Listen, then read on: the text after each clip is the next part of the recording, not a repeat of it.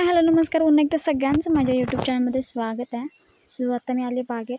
So आम्ही 2-3 ठिकाणी असे झाडं लावलेली आहेत. झाडं म्हणण्यापेक्षा पावसाळ्यात जी अळी वगैरे टाकतात तीच, म्हणजे जसं दोडका असेल, काकडी असेल, पडवळ असेल, भोपळा असेल, अशी बरीच प्रकारची झाडं लावलेली आहेत. बघू शकता इथे भोपळा दिसतोय तुम्हाला.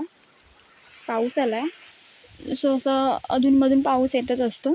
तर इथे हा आहे भोपळा आणि तिकडे आहे पडवळ. तर भोपळा वगैरे कसं असतं ना, जिथे ज्यांच्या इथे जागा असेल ते लोकं खालीच असं सोडतात. म्हणजे ज्या वेली आहेत त्याच्या खाली पसरट जागेवरती जातात. पण जिथे जागा नसतो तिथे असं ना वाडे वगैरे जे असतात ना, त्या वाड्यांवरती वगैरे सोडले जातात. तर इथे सोडले जातात. जर खोपटी वगैरे असते, खोपटी म्हणजेच जिथे फाटी स्टोअर करून ठेवली जातात तिला खोपटी म्हणतात कोकणात. सो खोपटीवरती पण सोडले जातात, म्हणजे काकडी असेल, पडवळ असेल, भोपळा असेल. पण भोपळा हा असा घरावरती किंवा खोपटीवरती असा सोडला जातो. आणि जे जुने वाडे वगैरे आहेत म्हणजे त्याच्यावरती पण सोडले जातात. म्हणजे थोडक्यात वाडे म्हणजे गोठे, तर गोठ्यांवरती पण सोडले जातात. सो हा भोपळा आहे. आणि भोपळा ना खाली जेवढा खाली जमिनीवर जेवढा म्हणजे सोडल्यावर जेवढा लागत नाही तेवढा जास्ती वरती गेल्यावर, म्हणजे असं हे बघा तुम्ही बघू शकता, हे शिरा लावलेल्या आहेत जेणेकरून ह्या वेली अशा वरती जाव्या. आणि बघा त्याच्यावरती वरती जागा आणि भोपळे लागावे. आणि इथे याआधीसुद्धा आम्ही बरेच भोपळे लावलेले आहेत आणि लागलेसुद्धा आहेत. आणि मी तुम्हाला दाखवते बघा, ह्याला ना फुलं पण येत आहे. हे बघा, हे दिसतंय ना, हे फूल आहे, फूल येत आहे. सो 2 फुलं येतात भोपळ्याला. कसे असतात, पहिली दोन फुलं मेन येतात.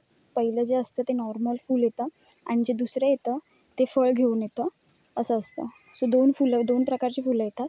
पहिलं असतं ते नॉर्मल आपल्या झाडांना जशी फुलं येतात तशी फुलं येतात येलो कलरमध्ये. आणि नंतर जे सेकंडवालं फूल येतं ना ते डायरेक्ट फळ घेऊनच येतं. मग ते धरेल नाही धरेल ते पुढची गोष्ट. तर असं असतं.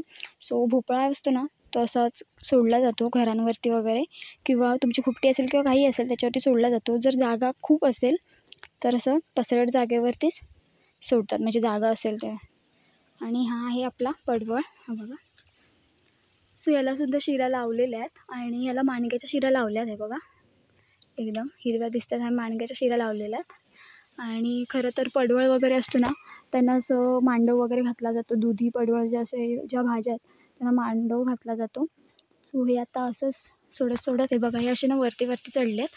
आणि हा बघा इथे ढिऱ्या पण दिसतात तुम्हाला, हे बघा कोवळ्या. सो ह्या अशा पसरत डायरेक्ट याच्यावरती जाणार. ह्या कोकणात अशी पद्धतच आहे. ह्या छोटे ट्रिक्स आहेत जेणेकरून भाज्या चांगल्या व्हाव्या, जमिनीवर जास्ती न वाढता. कारण की असं असतं, एकदा पाणी साचलं ना पावसाचं तर मग ती पानं वगैरे असतात ना ती खराब होतात भोपळीची. त्याच्यामुळे भोपळा असा वरती वगैरे सोडला जातो. आणि जसंच पडवळाचं बोलले मी, हे पडवळ जे आहे ना त्याचं सरळ जाणार आहे डायरेक्ट आपल्या इथे जे दिसते दाट जंगल, म्हणजे असं वेली वगैरे दिसतात तर तिथे असं जाणार आहे. सो ह्यांना लावलेल्या आहेत शिऱ्या. आणि बऱ्यापैकी बघा आता ढिऱ्या चांगल्या फुटत जातात. हे बघा बघू शकता तुम्ही, हिरव्या एकदम. सो अशाच वरती सोडल्या जातात. आणि तुम्ही आता जरी गणपतीत वगैरे कोकणात आलात तर प्रत्येक घराच्या समोर असो, घराच्या मागे असो, कोणतं ना कोणतं तरी भाजीचं असेल, फळ असेल, म्हणजे फळभाजी असेल, अशी झाडं लावलेली दिसतील तुम्हाला. आणि ह्या सीझनमध्ये जास्तीत जास्त झाडं लावतात, फळभाजीची असतील, भाज्या असतील. सो ह्या सगळ्या लावल्या जातात. सो अजून मी तुम्हाला दाखवते की आमच्या आजूबाजूला पण बाकी ज्यांनी लावले आहेत. सो त्यांनी बघा कसं लावलं आहे आणि कशावरती सोडलं आहे. सो ह्या टेक्निक आहेत कोकणातल्या, की भाजी कशी करावी, काय करावी. सो तुम्ही पण करू शकता असं तुम्ही सोडू वगैरे शकता तुमच्याकडे जागा असेल तर. सो मी तुम्हाला ते दाखवते.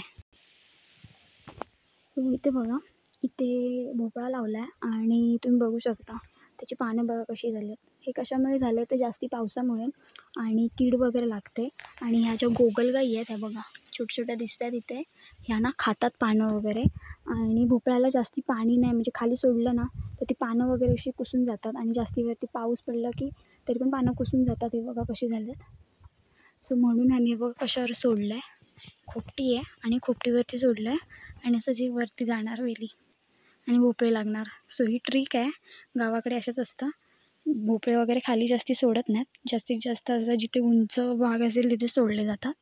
तर ह्या खोपटीवरती सोडले बघा. सो आता मी दुसरीकडे आले. तिथे पण असंच आहे. हे बघा, हे बऱ्यापैकी भोपळा दिसतो आहे. तुम्ही बघू शकता बघा कसे म्हणजे उंचवड्यावरती आहे ना, म्हणून त्याला जीव बघा किती चांगला लागला. हे जर खालीच असतं ना, म्हणजे पसरट जागेवरती असं पसरलेलं तर एवढं नसतं. पानं पण तुम्हाला एवढी चांगली दिसली नसती. सो ह्याला बऱ्यापैकी वरती हे मिळालं आहे, बघू शकता तुम्ही. आणि हे असं सोडणार, वरती जाणार खोपटीवरती. इथे पण खोपटी आहे. सो हे खोपटीवरती सोडणार आहे. सो या छोट्या ट्रिक्स कोकणात खूप अप्लाय करतात लोकं. तुम्ही बघू शकता. आणि थोडी कीड पडले कारण की पाऊस आहे त्याच्यामुळे. पण एवढं काय नाही. पण हे बघा एकदम हिरवंगार आहे भोपळा आणि हा असाच वरती सोडणार. सो आता आपण आपल्या बागेच्या इथे आलो आहे. आणि मी मगाशी म्हटल्याप्रमाणेच ह्यांना ना, जेव्हा ह्या वरती बिया येतात, जेव्हा आपण टाकतो 4-5 दिवसानंतर चांगला पाऊस पडला असेल तर चांगल्या वरती येतात. आणि ह्यांचं कसं असतं की लगेच ह्यांना शिरा वगैरे नसतात लावायच्या. ह्यांना जोपर्यंत ते 1 फुटाच्या वगैरे म्हणजे होत नाहीत ना, म्हणजे लेवल म्हणजे वाढ, तोपर्यंत ह्यांना काहीच नाही लावायचं. कुठलीच अशी शिरी वगैरे लावायची नाही.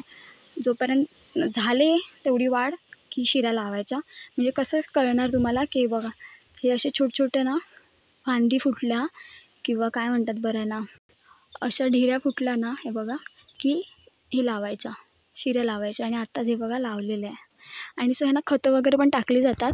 सो जेवढा पाऊस कमी असेल ना, तर पाऊस कमी कळतो आपल्याला की हां आता आज 2-3 दिवस झाले पाऊस कमी आहे, तर तेव्हा ही खतं वगैरे टाकली जातात. सो ह्यांना खतं पण टाकावी लागतात.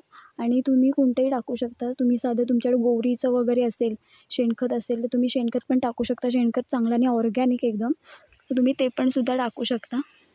आणि हिला चांगला जीव लागला आहे. हे बघा हे पडवळ आहे.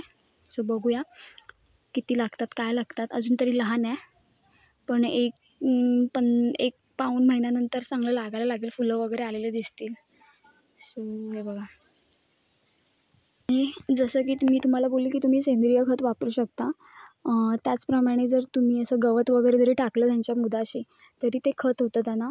त्यातून पण त्यांना प्रोटीन्स वगैरे मिळतात आणि चांगली वाढ होते. सो तुम्ही जी काही गवत वगैरे काढाल ते तुम्ही गवत पण टाकू शकता. मोठमोठी ज्या झाडं असतात म्हणजे भोपळे असतील किंवा माड असेल, त्यांच्या पण मुदात तुम्ही जे काही गवत आलं असेल तुम्ही गवत टाकू शकता. कारण की ते कुजल्यावरती त्यातून झाडांना प्रोटीन्स मिळतात किंवा झाडांना काय म्हणतात खत टाकल्यासारखंच झालं, तर तुम्ही ते पण टाकू शकता. सो असं कोकणात बरीच आता गवत वगैरे येतं घराजवळ कुठेही, तर ते गवत वगैरे काढून असं टाकलेलं जातं. म्हणजे झाडांच्या मुदात माड असेल, भोपळी असेल किंवा अन्य काही असेल. जे तुम्ही भाज्या वगैरे लावल्या असेल तुम्ही भाज्यांना पण टाकू शकता. सो तुम्हाला व्हिडिओ आवडला असेल तर नक्की लाईक करा, शेअर करा. द्या असाच आपण पुन्हा भेटणार आहोत असाच व्हिडिओ घेऊन. तोपर्यंत बाय बाय.